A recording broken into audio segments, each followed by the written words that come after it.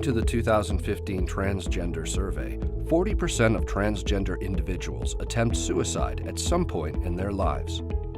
That is almost 9 times more than the general population. 90% of transgender people report experiencing harassment, mistreatment, or discrimination on the job and experience unemployment at twice the rate of the general population. In 2016 alone, 27 transgender people were killed in the United States, the majority of whom were transgender women of color.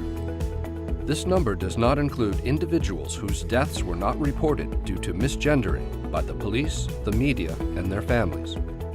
For transgender people who belong to multiple marginalized communities, such as transgender women of color, and disabled transgender people, these rates of discrimination increase substantially. So what is voice modification and why is it so important? And where does insurance come in? The reason I started voice therapy was that I wasn't happy with my voice and how I sounded, so I decided getting help from a professional would probably be the best way forward.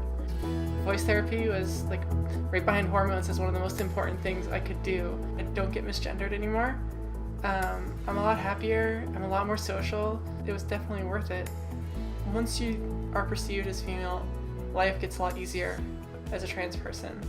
And I think voice therapy is an essential step in that process. To me, my voice is my life. I communicate with many people every day. I do believe that insurance should cover transgender voice therapy. It helps patients have mental and physical congruity. It helps lower violence and also it aids in passing. According to Dr. Adrienne Hancock's voice-related quality of life research for the American Transgender Woman, there was a large range of responses.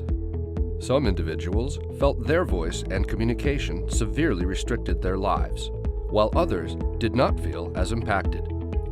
Emotional reactions to activity limitations and participation restrictions were the most common concerns among this group of 81 transgender women who completed the survey.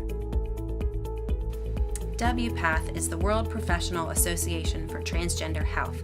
It's an international organization, and they publish standards of care for treating the health of trans and gender nonconforming people. In 2011, they added voice and communication because there's that much research and push from the community to include voice and communication services in typical healthcare for trans people. It really matters to their social and occupational opportunities in life. They can contribute to society when they feel well, when their physical body is functioning correctly. If they try to do voice and communication changes without the guidance of a healthcare professional, there is risk to damage that voice because it's all muscles. It's just like going to physical therapy for your voice. And as speech-language pathologists, we know how to train the voice change. We have lots of research evidence showing that our methods are effective, efficient, and helpful to the trans person's overall well-being and quality of life. Insurance coverage for transgender voice modification is an inexpensive and small change to policies that could end up making a large difference in many people's lives. Thank you so much for watching.